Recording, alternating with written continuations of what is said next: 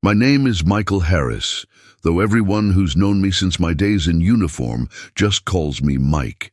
I'm 50 years old now, but I've been told more than once that I don't look it. Not because time has been kind, but because I've learned to take care of my body the same way I've always taken care of my rifle, with discipline, precision, and no excuses.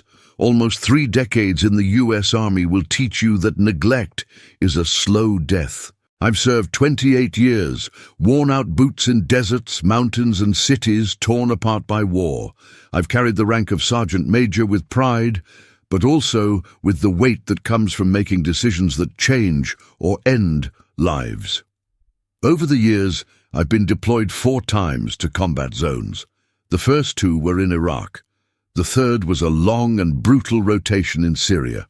But the last one, Operation Freedom's Sentinel in Afghanistan, was the one that would shatter everything I thought I knew about my life outside the army. It lasted 14 months. 14 months of heat that burned through your bones in the day and cold that bit into them at night. 14 months of choking dust storms, of rations that barely passed as food, of holding my breath every time we rolled down a road littered with the possibility of IEDs. You come back from that kind of place thinking you've earned peace, that the hell you went through will make home feel like heaven. When our plane finally touched down on U.S. soil, I felt a weight lift off my shoulders. I thought about my wife, Laura. We'd been married 25 years, raised 2 kids together, Daniel, now 22, and Emily, 19. We'd survived long stretches apart before, and I believed that each reunion had made us stronger. This time, I imagined walking through our front door, dropping my bags and holding her in my arms until neither of us could breathe. I thought I'd smell her perfume, hear her laugh, feel her kiss. Instead, when I walked into our home in El Paso, I was greeted by silence. The living room was spotless, like something out of a real estate ad, but it didn't feel like our home. No coffee mug on the table, no blanket on the couch, none of the little signs of life I'd been craving to see. Laura stood in the doorway to the kitchen, arms crossed, eyes like stone. She didn't step forward. She didn't smile. She didn't even seem surprised to see me. "Mike," she said, her voice flat, "I want a divorce." I froze, the duffel still hanging from my shoulder. For a second I thought I'd misheard her, that maybe she was upset about something else, that maybe she'd say more. But she just stood there, waiting for my reaction, like a sniper waiting for the target to move. "I've met someone else," she added. "Someone better. He's here. I'm here. You're never here. Not for me. Not for the kids." Her words were sharp, but what hit me hardest was how calm she was. No tears, no anger, just a quiet certainty, like this was something she'd rehearsed 100 times while I was thousands of miles away. I didn't shout, I didn't plead, I didn't even ask who he was. After years of keeping my composure under fire, I wasn't about to lose it in my own living room. But inside I felt something cold and heavy settle into my chest. That night I slept in the guest room. The next morning I learned that she'd already spoken to a lawyer, and by the time the papers arrived, it was clear she wasn't just leaving. She was going to try to take everything. She wanted the house. She wanted full custody of Emily, even though Emily was almost an adult. She wanted spousal support, claiming I'd abandoned the family by being away so much. In her petition, she even quoted my deployments as evidence that I was an absent father. I'd been trained to fight enemies on foreign soil. I never thought I'd have to fight one in my own home. The first thing I learned in the army is that you don't go into any fight unprepared, and this was going to be a fight. Not with rifles or body armor, but with paperwork, dates and words carefully chosen to twist a knife in my back. I sat at my kitchen table that morning, staring at the divorce papers. My name was there, my life reduced to a list of accusations and demands. Laura's lawyer had built a case painting me as a ghost A man who left his wife and kids to fend for themselves while he played soldier overseas. They made it sound like I'd chosen war over my family. What they didn't write was the truth. That every deployment had been a duty, an order, a mission I accepted not for glory, but because I believed in protecting what we had back home. They didn't mention the birthdays I'd missed while knee-deep in hostile territory, the Christmas mornings spent in freezing tents, or the way I'd memorized every crease in letters from my kids because it was the only way to feel close to them. That day I called my own lawyer, an old friend from high school named Rick Holden, who'd traded the Marine Corps for a law degree. Rick didn't waste time. "Mike," he said, flipping through the papers, "they're going for blood here. Full custody, spousal support, the house. She's leaving you with nothing." I nodded. "They're underestimating me." Over the next weeks, I kept my composure the same way I had during combat patrols, one step at a time, eyes open, never letting emotion cloud judgment. But inside, every move Laura made cut deeper. She avoided me in the house, took calls in another room, whispered to people I didn't recognize. The kids? Well, they were old enough to understand more than I wanted them to. Daniel called me one night. "Dad, I don't want to take sides," he said, his voice low. "But she's not telling the whole story." I swallowed hard. "I know, son, just stay out of it for now." 2 months later, the court date arrived. The morning was cold, one of those Texas days where the sky is clear but the air bites. I stood in front of the courthouse in my dress uniform, not to impress anyone, but to remind myself who I was. I wasn't just a man fighting for his property. I was Sergeant Major Michael Harris, U.S. Army. I'd faced warlords, insurgents, and ambushes. This was just another battlefield. Inside, the courtroom smelled faintly of wood polish and paper. Laura sat at the opposite table, wearing a navy blue dress, her hair tied back like she was attending a business meeting. Her lawyer was a slick-looking man in an expensive suit, the kind who probably rehearsed his smirk in the mirror. The proceedings started with Laura's attorney laying out their case, long hours away from home, emotional neglect, absence at critical family events. He gestured toward Laura as if she were the victim of some grand betrayal. I sat still, hands clasped in front of me, letting every word sink in. When the judge finally turned to me, his voice was even. "Sergeant Major Harris, do you have anything you'd like to add?" Rick gave me a slight nod. This was it. I reached into my briefcase and pulled out a single folder. Inside was a document that had taken weeks to obtain, something Laura didn't know I had. I walked up to the bench, placed it in front of the judge, and stepped back. He opened it, scanning the first page. His eyes narrowed, then they widened. He read further, his jaw tightening, until he finally set the papers down and looked up sharply. "Bailiff," he said, his voice suddenly commanding, "no one leaves this room. Close the doors. Now." A murmur rippled through the courtroom. Laura's lawyer froze mid-sentence, his confident smile gone. Laura herself leaned forward, confusion in her eyes. The heavy wooden doors behind us slammed shut with a thud. 2 uniformed military police officers entered, their boots echoing on the polished floor. The room went still, a silence so thick you could hear the rustle of their holsters. One of them carried a small, sealed evidence bag. I kept my eyes on Laura. She looked at me like she was seeing me for the first time. Not as the man she'd tried to discard, but as someone who had just changed the course of this battle in an instant. What happened next would turn that courtroom from a legal proceeding into something none of them would forget. The room felt like it had dropped 10 degrees. Every eye in that courtroom shifted between the military police and me, like they were waiting for someone to explain why 2 armed men had just locked the place down. The judge adjusted his glasses, glanced at the MPs, and then looked straight at me. "Sergeant Major Harris, this is highly irregular. Where did you get this document?" I kept my voice calm. "From the Department of Defense, Your Honor. It's an official investigative report, and it directly concerns this case." Laura's lawyer shot to his feet. "Your Honor, I object. This is completely unrelated to—" The judge cut him off with a glare sharp enough to slice through steel. "Sit down, Counselor." The lead MP handed the sealed evidence bag to the judge.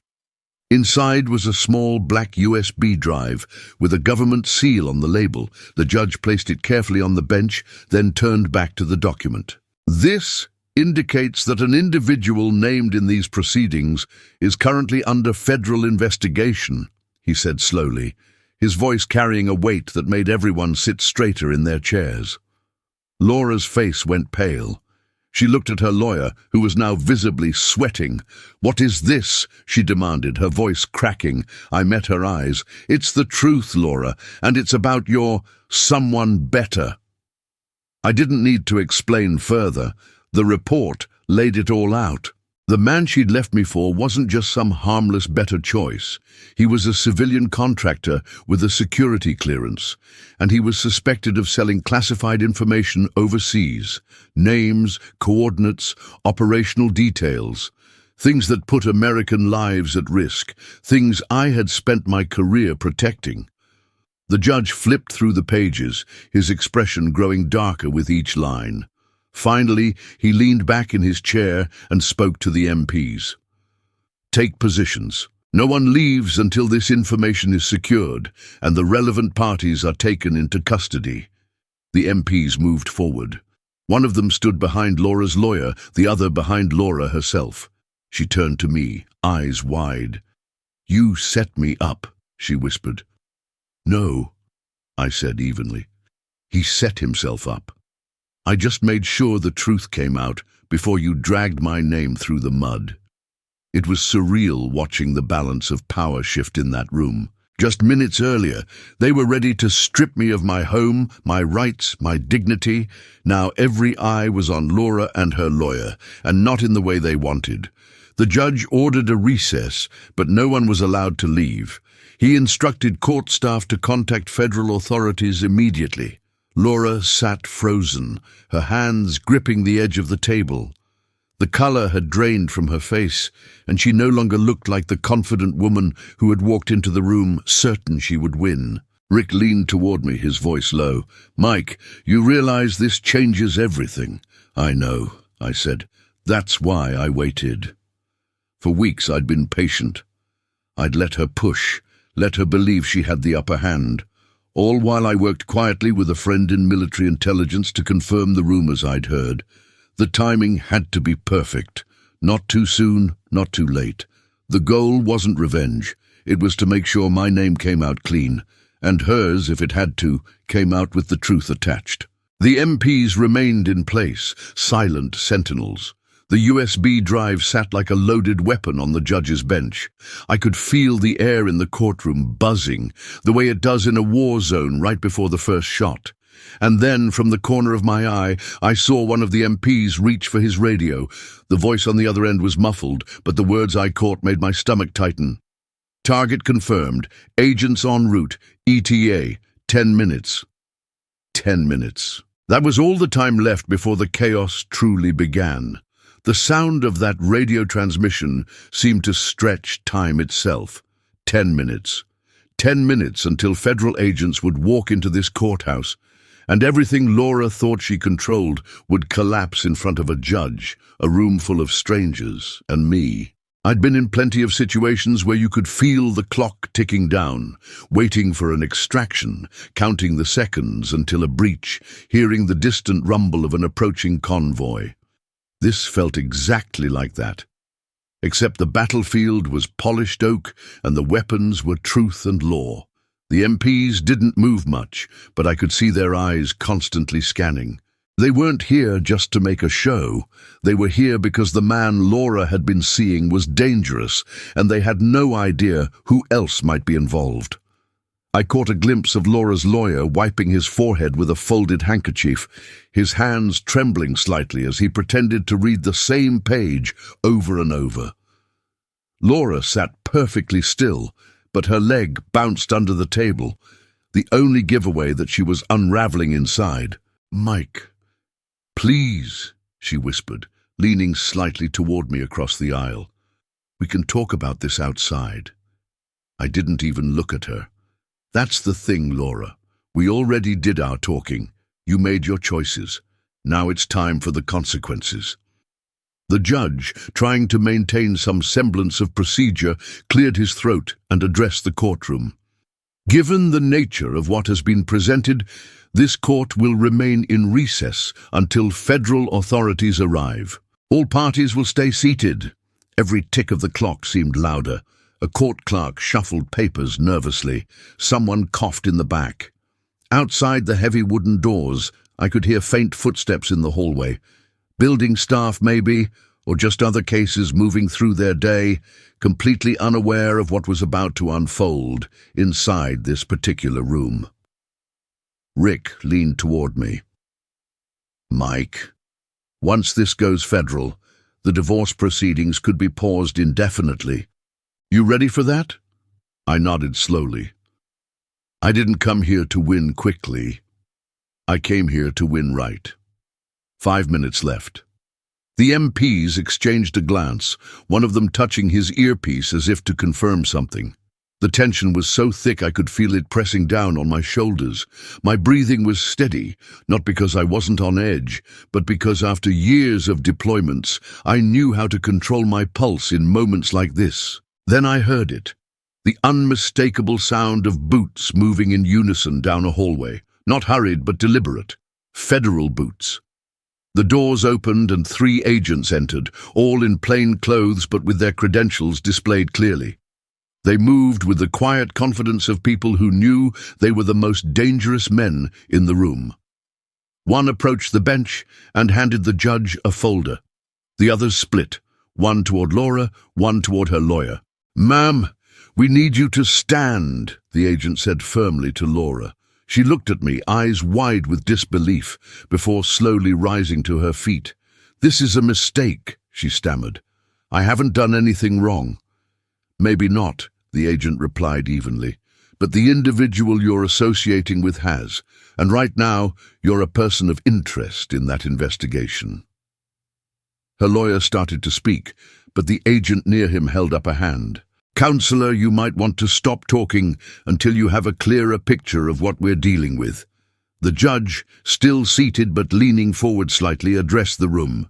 "This court will recess until further notice. Sergeant Major Harris, you are free to go for now." For now. Those words echoed in my head. The fight for my name wasn't over, but in that moment I'd turned the tide completely. As I gathered my papers, Laura was being escorted toward a side door by the agents. She looked back at me once, not with anger, not even with hatred. It was something colder, the realization that she'd underestimated me, and that her comfortable narrative had just been obliterated in public. Outside the courtroom, the air felt different, cleaner somehow. The Texas sun was bright, but it didn't burn the way it had when I'd walked in. Rick joined me on the steps. "You know, Mike," he said with a half-smile, "I think you just pulled off the most disciplined operation I've ever seen outside a war zone." I let out a slow breath. That's because I treated it like one. But deep down I knew there was still one more battle to fight, the final hearing, where I'd make sure this divorce ended with the truth written into every line of the record, and I was ready for it. 2 weeks later, I walked back into that same courthouse wearing a plain suit instead of my dress uniform. I didn't need the ribbons today. I needed clarity. The federal investigation had moved fast. When you traffic in secrets, the paper trail tends to light up once the right hands flip the right switches. Laura wasn't charged, but the man she'd called someone better was. Indicted on counts I won't repeat, the kind that make your stomach twist if you've ever worn a flag on your shoulder. The rumor mill said plea deal. I didn't care. My fight wasn't criminal. It was for my name, my kids, my future. Rick met me outside the courtroom with a file under his arm and that half-smile he wears when he knows the terrain favors us. "You good?" he asked. "I've been good on worse days," I said, and meant it. Inside, the judge looked different, colder, heavier, with context. We took our seats. Laura walked in a minute later, alone. No lawyer with the mirror smile, no entourage. A navy blazer, a tight jaw, and eyes that wouldn't find mine. For a flicker of a second, I missed who we were at 22, when we thought love outran anything.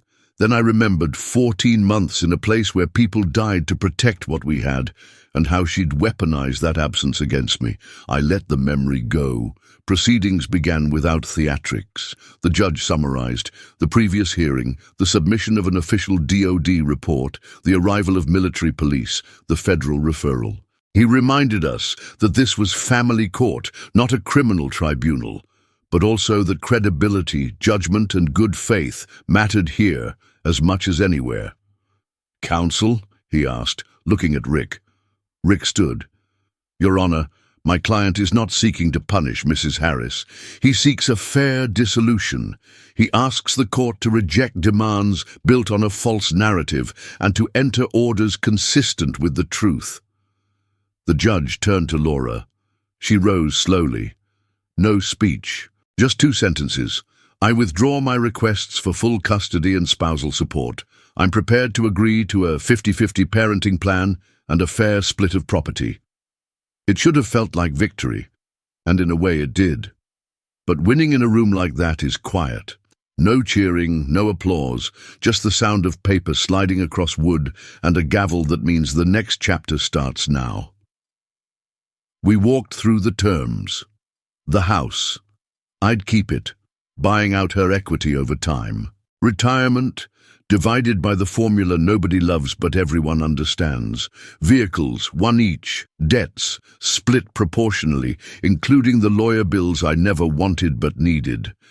Custody didn't mean much on paper with kids our age, but we asked for joint legal anyway, because fatherhood isn't something a date on a birth certificate erases. Then the judge looked straight at me. "Sergeant Major Harris, you've carried yourself with restraint this court appreciates. You've also demonstrated that your absences were service to your country, not abandonment of your family. That will be reflected in this record." I nodded once. "Thank you, Your Honor." As we finalized signatures, Laura finally met my eyes. There was apology there, but it came wrapped in 1,000 unspoken choices. I didn't reach for it. Some bridges you don't cross again. Not out of bitterness, but because the far bank is gone.